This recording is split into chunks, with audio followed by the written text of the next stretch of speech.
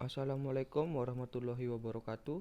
Perkenalkan, saya Muhammad Rizky Ademulya dengan NIM A1A020162 dari kelas D akan mempresentasikan penjelasan singkat dari paragraf. Paragraf yang baik memiliki ciri-ciri sebagai berikut. Yang pertama, kesatuan paragraf. Kedua, kepaduan paragraf. Ketiga, kelengkapan dan ketuntasan. Keempat, keruntutan. Dan terakhir, konsistensi.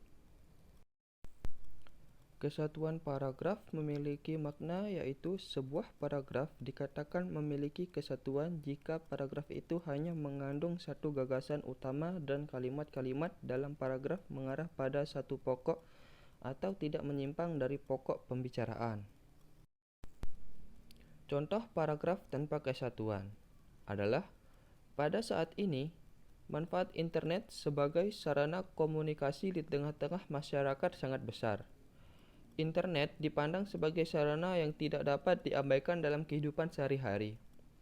Penulisan karya ilmiah ini bertujuan untuk mengetahui peran, manfaat, dan dampak negatif internet bagi masyarakat.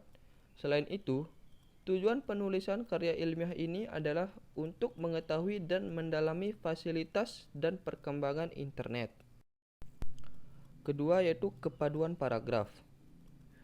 Sebuah paragraf dikatakan memiliki kepaduan jika terdapat keserasian hubungan antar kalimat dalam paragraf.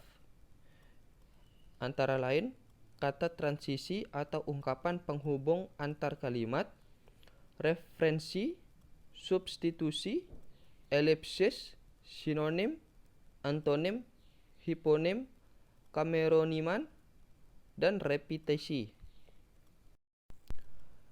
Dan ketiga, kelengkapan dan ketuntasan. Aspek kelengkapan ini terpenuhi jika semua informasi yang diperlukan untuk mendukung atau menjelaskan gagasan utama sudah tercukup.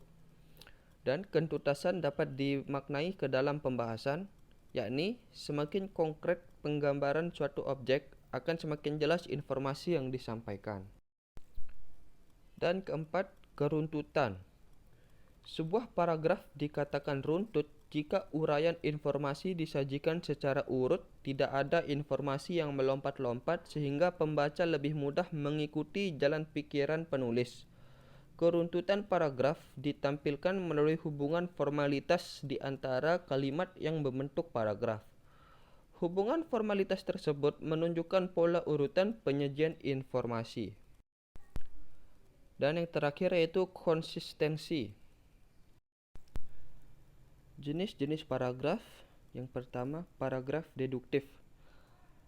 Paragraf deduktif adalah paragraf gagasan utamanya terletak di kalimat awal paragraf, sedangkan kalimat setelahnya merupakan penjelasan untuk mendukung gagasan utama. Gagasan utama atau ide pokok biasanya berupa pernyataan umum. Dan yang kedua adalah paragraf induktif. Di sini penjelasan khusus akan diletakkan di awal kalimat lalu meruncing menjadi sebuah kesimpulan umum.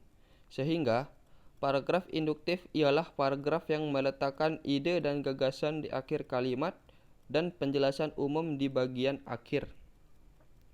Dan yang ketiga adalah paragraf campuran atau deduktif induktif. Paragraf campuran ini merupakan kombinasi dari dua metode paragraf sehingga gagasan atau ide utamanya terletak pada bagian awal dan akhir paragraf. Dan yang keempat adalah paragraf ineratif. Paragraf ineratif merupakan paragraf yang gagasan utamanya ada di tengah paragraf. Kalimat pendukungnya mengapit kalimat yang mengandung gagasan utama. Dan terakhir adalah paragraf dengan ide pokok tersebar. Mungkin sekian dari saya. Maaf jika ada kesalahan atau kekurangan dalam menjelaskan penjelasan singkat paragraf ini. Sekian, wassalamualaikum warahmatullahi wabarakatuh.